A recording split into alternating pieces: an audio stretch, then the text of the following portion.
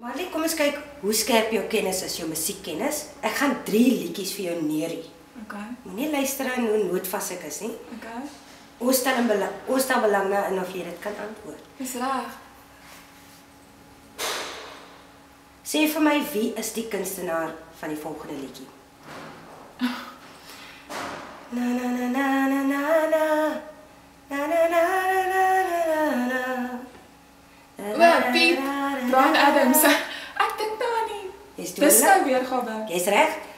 Die volgende liedjie is ta da ta ta da. Ta da ta ta da ta ta ta da ta ta. Maar stop. Starship. Yes, jy's reg. En die heel laaste liedjie.